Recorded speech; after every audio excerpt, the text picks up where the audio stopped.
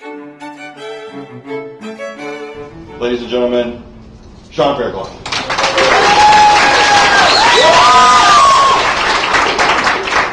Now, I'm coming down here to Florida, and I'm honored that you folks invited me to stop by. And I want to talk about the future of our movement. But first, just sort of in welcome to the state of Florida, I want to talk about some of the folks that are in my book in a chapter called The Fundamentalist 50. One of them is a member of Congress from the Orlando area, Congressman Dan Webster. Some of you may be familiar with Dan Webster. He's the one who supports a group called the Institute for Basic Life Principles, which I can give you an example of some of the principles that they believe in. One is that the wife shall be submissive. Now, I don't think it means the kind that some of you may be thinking of either. I think they mean something else, more pervasive than that. And it also says, part of their doctrine, that you wives out there shall not make any demands on the husband. So just make sure you follow instructions per the philosophy of Orlando Congressman Dan Webster. And he's in the book, in the chapter, The Fundamentalist 50. Another one, Orlando area Congress. I don't know what's in the water in Orlando, but Orlando area Congresswoman Sandy Adams. She's the one, she boasted how she fought against stem cell research when she was in the state legislature in Florida, and how she wants to teach creationism in school. She said that. And then, I like this, she was asked if she believed in evolution, and she offered this kind of tart reply. She said, "I'm a Christian. What else do you want to know?" Well, I think that kind of settles it. You know, so much for telling kids the truth with our tax money. I'm a Christian. What else do you want to know? But Congresswoman Sandy Adams, there she is, does remind us of something very important, actually. See, the religious right, I think they own a really good product. They own a brand, if you will. And that brand is the seductive simplicity of certainty. It is a really good and appealing brand. Join the in-group, and you get shelter from the storm, from the uncertainties of life. It's so comforting to feel like you are part of that anointed group. And with this brand, they've been selling for years. They've been, you got to give it to them, tremendously successful. And I document in my book how they're raking in the money, tremendously, of course, but also they have already changed the laws in the United States of America in a great variety of ways. And I'm going to give you one example of that. There was a girl named Amia White, and Amia White was 2 years old. And like most kids who were 2 years old, she went to child care. And at her child care, unfortunately, they lost track of little Amia White, and she was left alone in a van in the sun in Alabama for 2 hours. And after 2 hours, little Amia White's heart gave out, and she died alone in that van. And on the outside of the van were painted the words Holy Church, because Amia White went to a religious child care. And I want you to picture two child cares side by side, one secular, one religious, in the state of Alabama. The secular child care has to obey food safety regulations. The secular child care has to obey medication safety regulations. They have to obey child staff ratios. They have to obey staff training with the children, and they are subject to unannounced state inspections. The religious child care is exempt from all of the health and safety laws that apply to secular child cares. And you don't need to worry, though, because the head of the Alabama Christian Coalition said, listen, the pastors in the congregations, they're our quality control. And to be fair, maybe it was a fluke. Maybe it was an anomaly. But as it turns out, there was a boy named Demyron Lindley. He was 3 years old, and he was left alone in a van in Alabama in the sun at a religious child care for 10 hours. And then he died alone in that van at a religious child care. Now, deaths are rare, but much more common is serious and rampant neglect. children left in their own feces for hours. Lots of things we don't even know about. Why? Because they don't have state inspections, so you can't even get to the religious child cares to find out what is happening to these children. Scam artists who just don't want to obey the law and just say, I'll label myself a religious child care, and then they're exempt from the laws. 13 states have some form of religious exemption from the child care laws in the states in the Union, and last I checked, one of those states, by the way, was the state of Florida. You see, the seductive simplicity of certainty hasn't merely held sway over individuals. It's not just the folks attending the big box churches. It's held sway in the halls of legislatures, in Congress, and particularly that has been so in the last 3 decades. See, they've been out selling that product. They've been grabbing people by their emotions. And that is a pivotal path to political success. And meanwhile, we secularists, we're kind of a little proud, maybe sometimes a little smugly proud, because we can kind of say, well, aren't we science-based? Aren't we evidence-based in how we look at the world? And we kind of bask in the glow sometimes of our intellectual superiority. But meanwhile, let's issue congrats to the moral majority, because they were never moral, and they've never been the majority, not even close.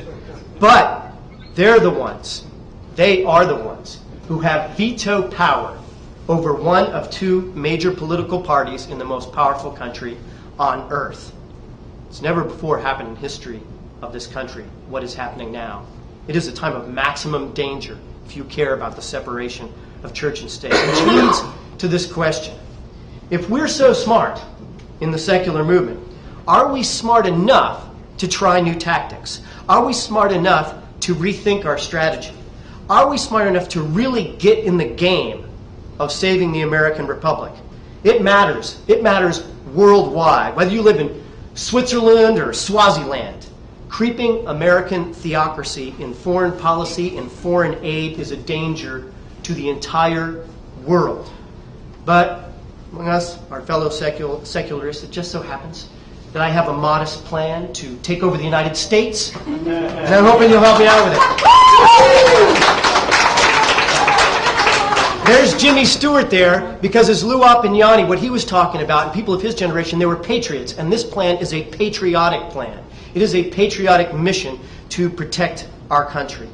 And I think first and foremost is reframing how secularists approach issues. Number 1, we need to demonstrate, convey the human impact of religious bias in American law. Successful advocacy isn't about statistics and statutes. We need to have statistics, we need to have data, but our success is based on stories. This guy right here had one of the most analytical minds ever in politics. He was someone who was incredibly effective. But when he was doing those fireside chats, Franklin Roosevelt wasn't talking about abstractions, he was talking to people. This didn't mean he was talking down to his audience, not at all, far from it. But he gave them the impression that he was talking to individuals, for individuals, and about individuals. Our secular advocacy has to be reframed to tell stories about how our fellow citizens, real people, are harmed by the privileging of religion in American law. Amia White, that 2-year-old girl who died in that van, it's true, in a scientific sense, if you want to look at it that way, she's merely an anecdote and nothing more. But there were thousands of children who are endangered in religious childcare. And if we can learn the story of this one little girl, then we can grow to feel for the many others who are endangered. And that is critically important. There is something of a noble flaw in how secular Americans, I think, approach an issues. And I mean it. It's noble, because we believe in our ideal. We believe in our ideal of the evidence-based approach to the world, and we're right about the evidence-based approach to the world. But we also have to be smart about how we use that approach, and we must connect with the hearts of the American people and talk to them about how the American people are affected. Secular Americans have been known for opposing In God We Trust on coins. Okay. But let us now also be known for protecting children from so-called faith healers who torture their children while praising their own religiosity as they leave their children to die with the imprimatur of American law in 38 states and the federal government. Secular Americans have been known for opposing a manger in a town square, but now we must also be known for stopping fundamentalists from denying condoms and scientific education to poverty-stricken people in the most desperate corners of the world.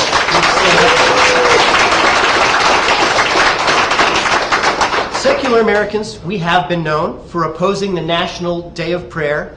Now we must also be known for opposing the theocratic legal concept that religious schools, because they are religious schools, will have greater leeway to punish children physically than do non-religious schools. Yes.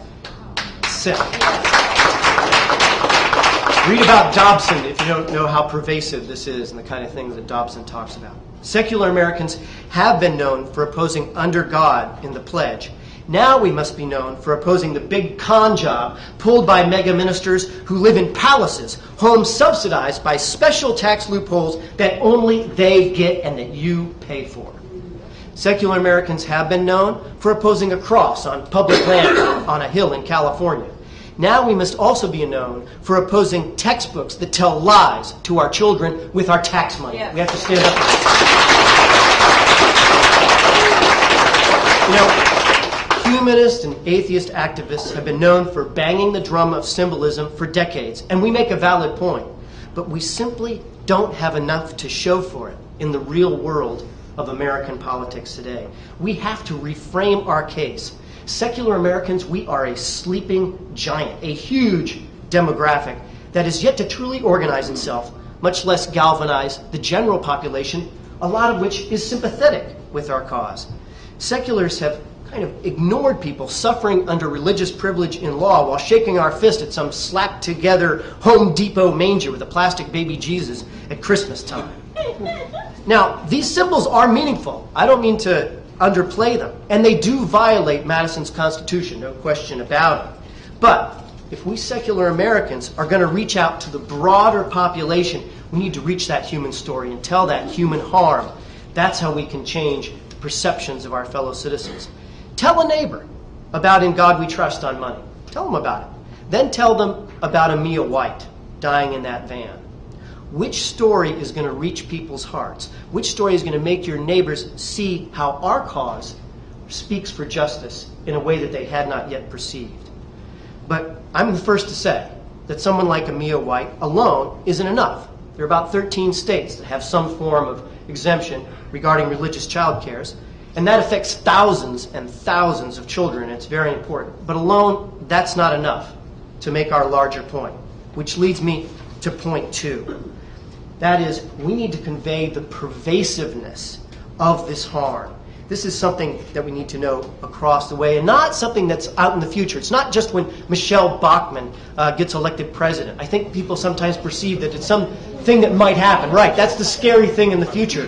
What I'm telling you is that sometimes because we get all that focus on people like Michelle Bachmann, we don't notice on the ground in politics that the religious right has decade by decade been passing laws in the legislatures, signed by governors, passed by members of Congress, a lot of times under the radar, not only of the broader American public, but sometimes under the radar for us who care about secularism.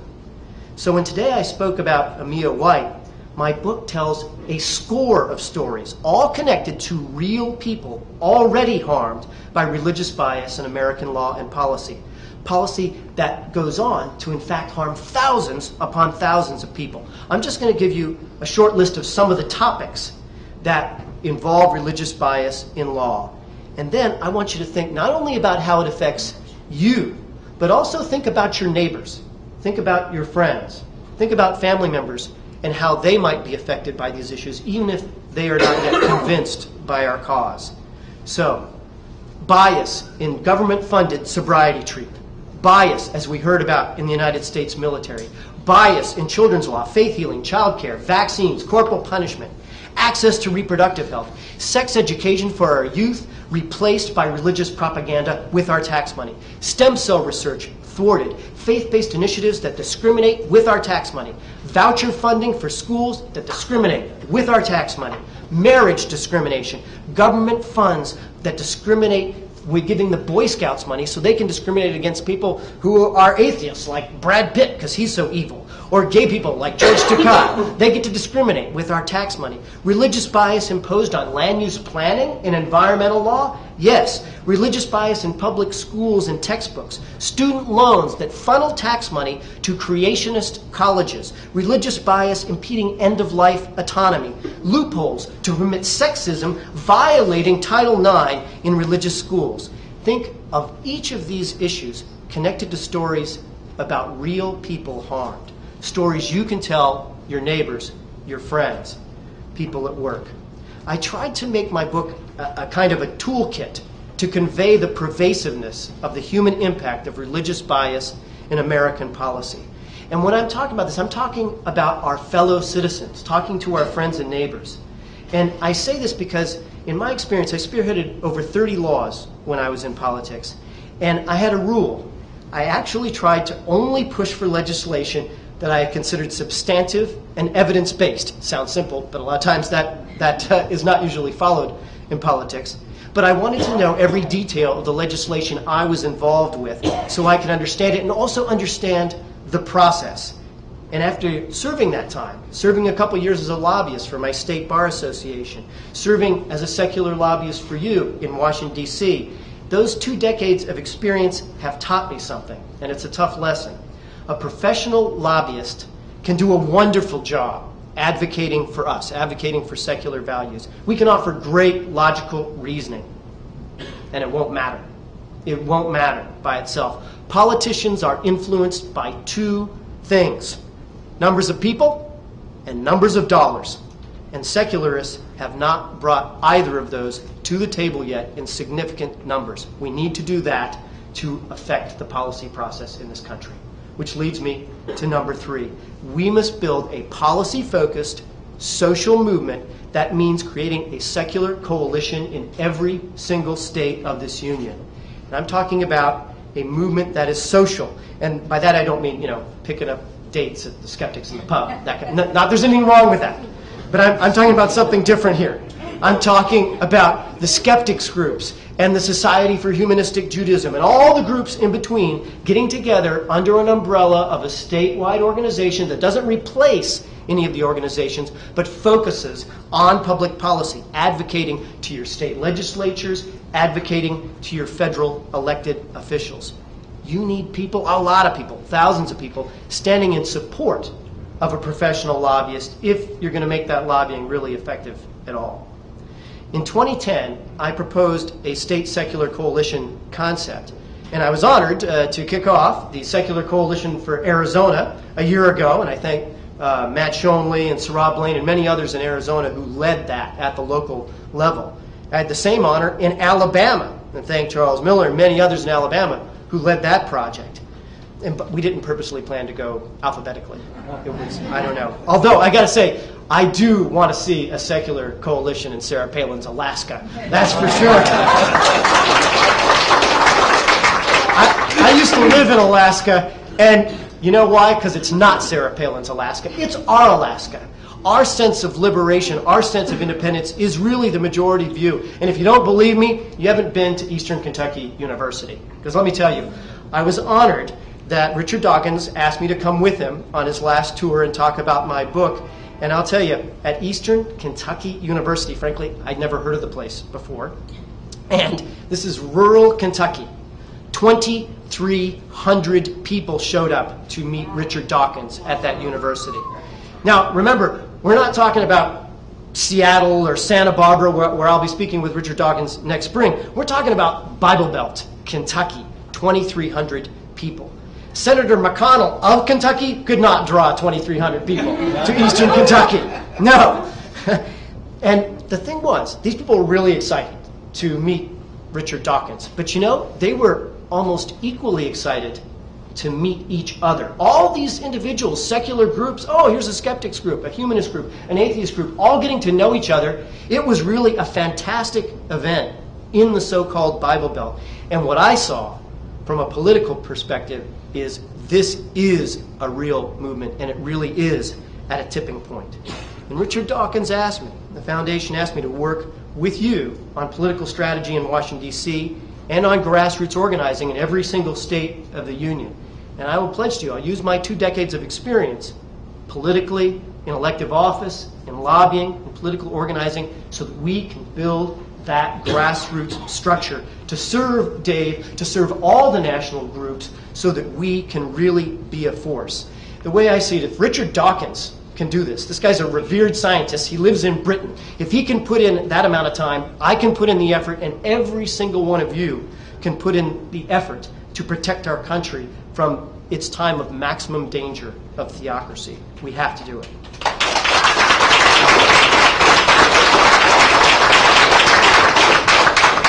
This also leads me to number 4. And let's take this issue head on. How many times have you seen in this movement people unnecessarily attack each other without evidence, or attack each other personally, or use gossip and innuendo? A lot of times the blogosphere lends itself to that. And I know, it's hard with, we can't police the internet with all the trolls and all the stuff that goes on there. And social media, definitely to be encouraged. It's a great thing. So, for those of us who blog, we salute you. But let's make a pledge. When we get mad, and we sometimes get mad, and we get ready to disagree with each other, fine, that's all legitimate. But when we're about to click, when we're about to post something to thousands of people, whether it's in our blog or podcast or website, Facebook, Twittering, whatever the case may be, if it's about someone in the secular movement, if it's about someone on our team, let us do the evidence-based thing and contact that person directly first, and then give them the chance to offer evidence. That's the word. So that you might actually know before you click on something where you're saying something negative to thousands of people. It's really important for our movement. We need innovation rather than infighting in our movement. I feel like people like Dave are really leading us in that direction. We owe him a round of applause for that kind of spirit.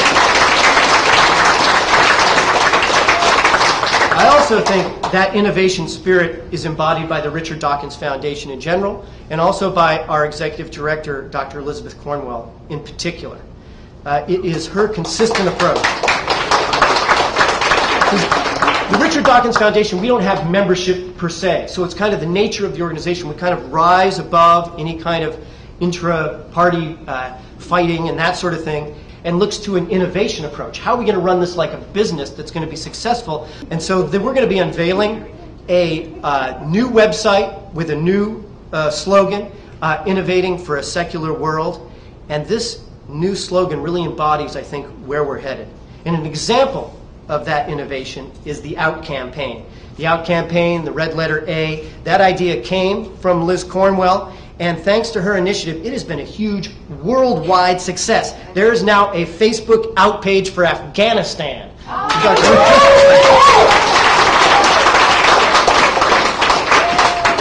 The Richard Dawkins Foundation is taking an entrepreneurial approach to the goals of the movement and achieving our political influence. And an investment in the Richard Dawkins Foundation for Reason and Science is an investment in innovating for a secular world. Now to point 5, achieving diversity in this movement. In 2010, I had an idea for a strategic secular summit, bringing together a diverse group of secular thinkers and activists to exchange ideas and strategize together at a summit that was held in May 2011. And before the summit, I had heard this rumor that women are 50% of the population. And so at this summit, 51%, and we had a majority of women who were at this summit, participated in this summit, and led the committees in this summit. And lo and behold, the quality of our product was higher. What do you think of that? And what I think we're going to do with Richard Dawkins Foundation and with the Richard Dawkins website, which I'm told gets about 1 million hits a month, is really help even more with the diversity of this movement. Not because of tokenism, far from it, but because the diversity increases the quality of the product that we can produce. And so what you're going to be seeing on our new website is that we're going to have specific outreach for African American atheists, allowing them a forum, people, Latino atheists, people who are involved in the former Muslim movement, giving them an opportunity to face the unique challenges they face together and in a collaborative fashion, utilizing the Richard Dawkins Foundation website for that purpose. Next is morality, taking back the word morality. I was once scolded at an atheist gathering. Someone got up, in the question and answer session and said, "You shouldn't use the word morality. It's their word," referring to the religious right. Yeah, moral. And I write a chapter in my book about sex, just because. No. I write a chapter in my book about sex because who is more obsessed with sex than religious fundamentalists? The religious right has turned the word morality into a word about sexual trivia. That's really what it's become. In my parents' time, there were these giants that walked on the earth. One giant was 5'6", and his name was Martin Luther King. And another giant was 5'9", and his name was Robert Kennedy. And they used the word morality all the time. And when they used the word morality, everybody knew what it meant. It didn't have to do with sexual trivia. It had to do with the poor and the dispossessed. It had to do with, as the Greeks said, taming the savageness of man and making gentle the life of this world. Far from rejecting the term morality, secularists must convey that it is central to our positive vision of the future. The most noble human aspiration there is to have some positive impact on the lives of our fellow human beings. I mean, why are so many people right now reading Stephen King's book about the Kennedy assassination? It's almost 50 years later. Well, Garfield was assassinated. McKinley was assassinated. No, that's not what it was about. It was that this guy made us believe and act on the belief that we could change our world and we could make our world a better place. And now it's time for us. It is time for us in this room, secular Americans, to step up and to offer hope and a specific plan to change our society for the better.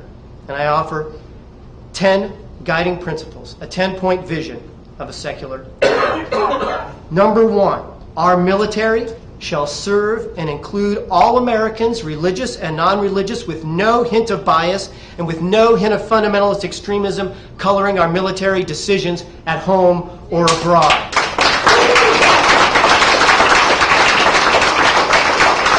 Right here. Stephen Hill, remember him? A gay serviceman who was booed at that Republican Party Tea Party debate. Well, we're secular Americans. We are patriotic.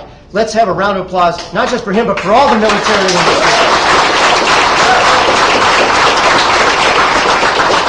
Number 2, any federal or state-funded program, whether offering services domestic or foreign, that relates to reproductive health or intimate sexual decisions shall be based upon science and public health, not based on religious bias or the denigration of women or sexual minorities. We're going to stand up for that. Number 3, healthcare professionals shall fulfill their professional oath. Yes.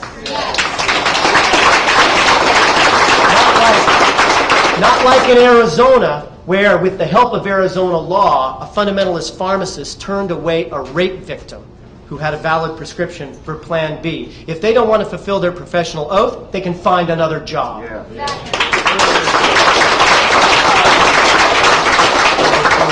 There shall be no bias based on religious and land use planning or environmental law or in employment as there is now with our tax dollars. It has to stop, and we have to stand up for it. Number 5, marriage can be defined by a religion howsoever they choose within their religious services. But as to American law, there will be no bias as to the legal definition of marriage. After all, which is more scary? Anti-gay crusader Ted Haggard speaks out against gay sex while having gay sex on meth? Or, hey, Sulu and his husband from Star Trek, come on!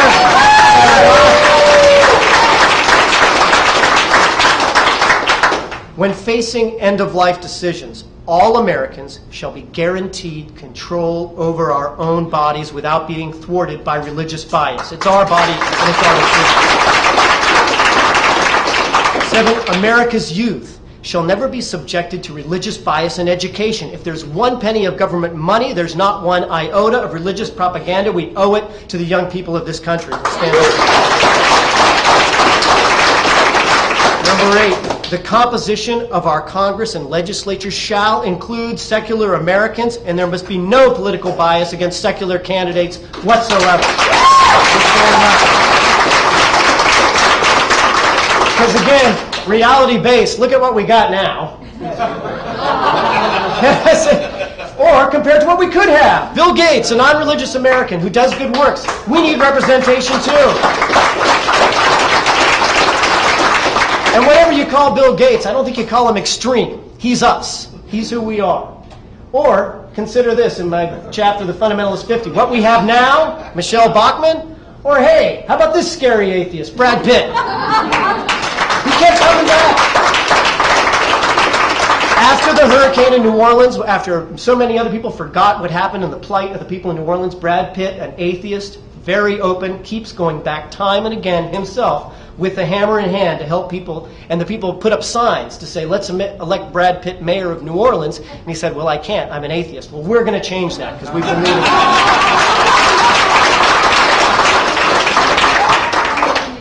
There shall be one consistent standard pertaining to the health and welfare of children, no matter the religion of a child's parents, school, or child care center.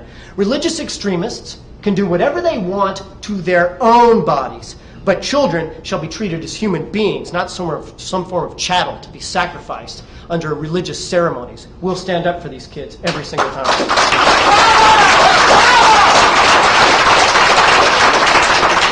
Number 10, medical, technical, and scientific innovation shall be dedicated to the health and advancement of our fellow citizens and must never be impeded by religious bias. We got to stand up for this. We can do things. We can do things to help people with spinal cord injury. It's about standing up for the future of this country. So I'll work with you. Liz Cornwell will work with you.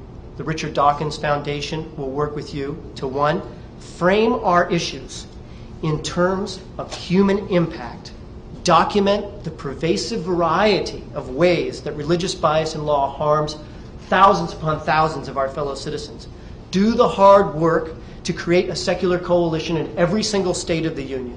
4th, to expand the diversity of our movement, particularly utilizing the Dawkins website and our staff to work with you to do that. And then 5, offer a clear, positive, moral vision of what a secular America will be. Now, I've heard people say, Sean, I agree with the 10-point vision, but I want my broad philosophy as a humanist, atheist, agnostic, or freethinker to be fully accepted in the world, and I completely agree.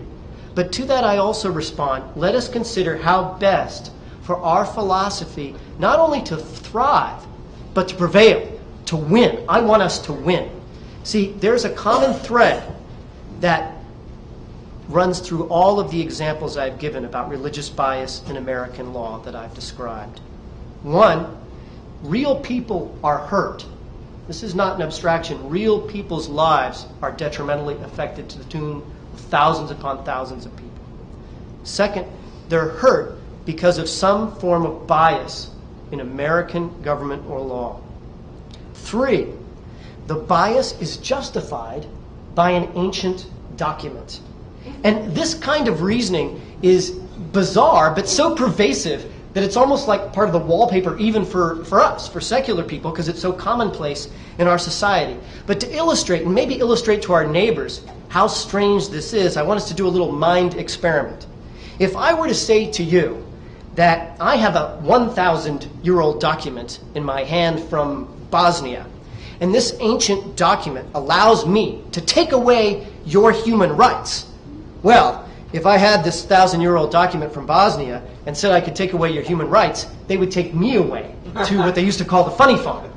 But if I wave an ancient document that is 2,000 years old and add that this 2,000-year-old document is somehow supernatural, it has some kind of magic, then the politicians fall over themselves to deny human rights to our fellow citizens and to give special rights to the purveyor of this 2,000-year-old supernatural document. How bizarre is that? And that pattern with all of these laws is something that I think the average person, our friends and neighbors, will understand. The Joe Sixpacks, the soccer moms, they're good people. The vast majority of them are good, reasonable people. And when they look at the examples of Amia White and the many others, I think they are likely to say, sign me up. That matters to me. How people are harmed matters to me. The 10-point vision is part of an overall political strategy, but it conveys through and through a worldview, our worldview. You know, Christopher Hitchens, who we justly so admire and who we lost so recently, he wrote a lot, and that's one of the reasons we admire him, because he wrote so eloquently about so many topics that it's really encyclopedic, all the things he said. So it carries extra weight when Christopher Hitchens said this, and I quote, "If I could change just one thing, it would be to disassociate the idea of faith from virtue."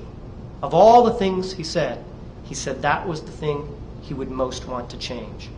Our political strategy, our vision of a secular America, the strategy and vision I present today is inherently virtuous. It is patently virtuous. With this strategy, we take command of the moral high ground. With this strategy, we turn the tables on the other side.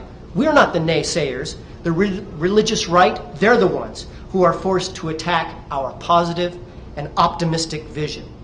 Evidence guiding our conclusions and compassion guiding our actions. Look at these people. Look at the signs that they have. They market the seductive simplicity of certainty. But you know, when you look at them, really there's a brittleness to them. There's a brittleness to their worldview. And I don't feel, in the end, I don't feel angry about these kind of people. I feel compassion for them and hope that if we can help persuade a larger world, we can make a really big difference. And I think our moral vision is the one that can spark a change in society with our inclusiveness. You know, Helen Keller said that life is either a great adventure or it is nothing at all. And we're lucky because I think we happen to be at the right time in history where the secular movement is on the cusp. And if we put our full effort into it, we can dramatically change the world for the better. So I have great faith in you to make this country an even greater one. Thanks very much.